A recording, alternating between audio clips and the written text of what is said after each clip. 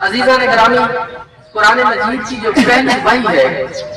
اللہ تعالیٰ فرماتے ہیں اقرا بسم ربک الذی خلق، خلق الانسان من علق، اقرا وربک الاکرم الذی علم بالقلم علم الانسان ما لم یعلم۔ یہاں پہ اہل علم لوگ موجود ہیں، ان لوگوں کے سامنے بات کرنا گویا ایسے ہیں جیسے سورج کو چراغ دکھانا، لیکن میں اپنے جو یہاں تک سیکھا ہے اس کی روشنی میں اس بات کی وضاحت کرنا چاہوں گا کہ لفظ جو اقرا ہے اس کا محض یہ مفہوم نہیں ہے کہ پڑھ۔ علم کی دو قسمیں ہیں، ایک علم ظاہری ہے اور دوسرا علم باطنی ہے۔ پیغمبر اعظم محمد مصطفیٰ صلی اللہ علیہ وآلہ وسلم پہ یہ جو قرآن کے پہلے الفاظ اترے تو اس میں یہاں پہ کوئی باؤنڈری نہیں ہے،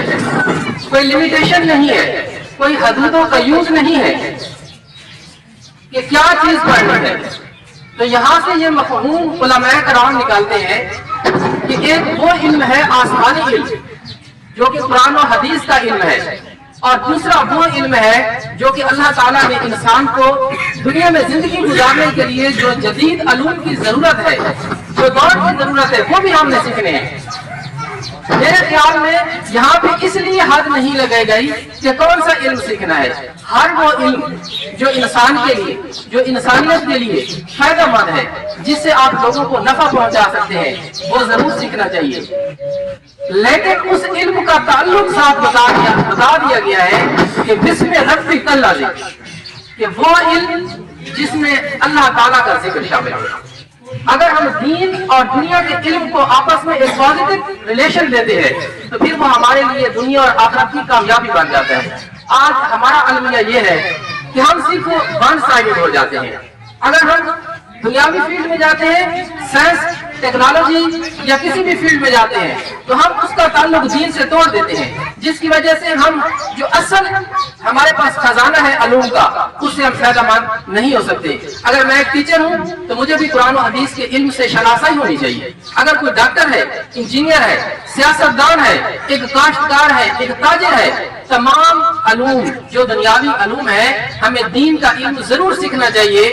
تاکہ ہم زندگی میں گمراہ نہ ہوں۔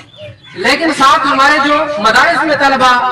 جو دین کا علم حاصل کر رہے ہیں ان کو محض اس ڈگر پہ چلایا جا رہا ہے کہ ہم ان کو صرف حافظ بنا رہے ہیں، عالم بنا رہے ہیں، مفتی بنا رہے ہیں، صرف اور نحو گرامر پڑھایا جا رہا ہے۔ لیکن اگر کسی قرآن مجید کی آیت کا سائنس، ٹیکنالوجی اور دور حاضر کے جو علوم ہیں ان کے ساتھ اگر لنک کرنے کا کہا جائے تو وہاں پہ ہم رک جاتے ہیں۔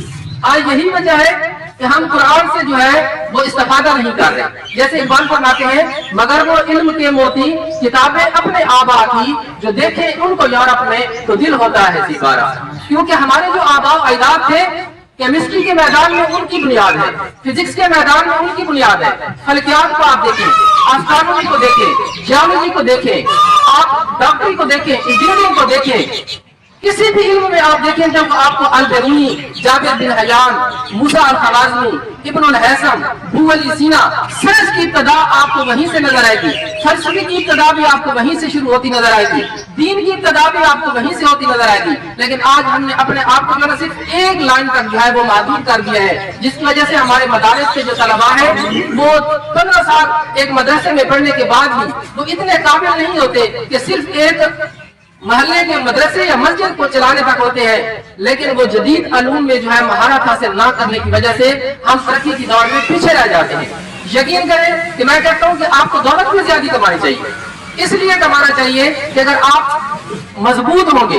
آپ طاقتور ہوں گے، آپ کے پاس ٹیکنالوجی ہوگی، آپ کے پاس علم ہوگا، آپ کے پاس ہنر ہوگا، تو پھر امریکہ آپ کو آنکھ نہیں دکھائے گا، تو پھر مسجد اقصی پہ یہودیوں کا قبضہ نہیں ہوگا،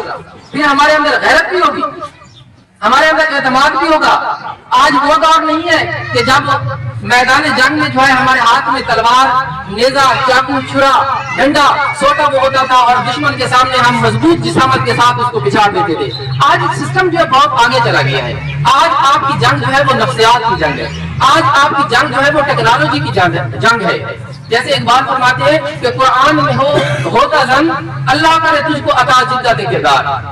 ہم نے قرآن کا مطالعہ کرنا ہے، اس کو صرف ہم نے حفظ نہیں کرنا بلکہ اس کا ترجمہ پڑھنا ہے، اس کی تفسیر پڑھنی ہے۔ قرآن ہمیں دعوت دیتا ہے، افلا تفکرون، افلا تدبرون، افلا تشعرون، کیا تم فکر نہیں کرتے، کیا تم غور نہیں کرتے، کیا تم شعور نہیں رکھتے؟ تو یہ آپ دیکھیں کہ سائنس، ٹیکنالوجی، جو جدید علوم ہے وہ سارے قرآن سے اخذ کیے گئے ہیں۔ تو میں آج کے ان طلباء کو یہ پیغام دینا چاہتا ہوں کہ آپ میرے لیے انتہائی قابل احترام ہے۔ اللہ تعالیٰ نے آپ کو یہ ایک سعادت بخشی ہے کہ آپ جو ہے وہ دین کا علم حاصل کر رہے ہیں، لیکن اس کے ساتھ ساتھ آپ اپنے دین کے علم کے ساتھ ساتھ جدید علوم بھی حاصل کریں، تاکہ جب آپ اس فیلڈ سے جو ہے وہ فارغ ہوں تو آپ ایک طاقتور مومن ہیں۔ ایک طاقتور مومن جو ہوتا ہے وہ کمزور مومن سے بہتر ہوتا ہے۔ ہماری سوچ جو ہے وہ وسیع ہونی چاہیے۔ باتیں کرنے کے لیے بہت زیادہ ہیں، وقت کی قلت کو مد نظر رکھتے ہوئے میں یہیں پہ اختتام کرتا ہوں اور تمام لوگوں کا جو ہے وہ شکریہ ادا کرتا ہوں۔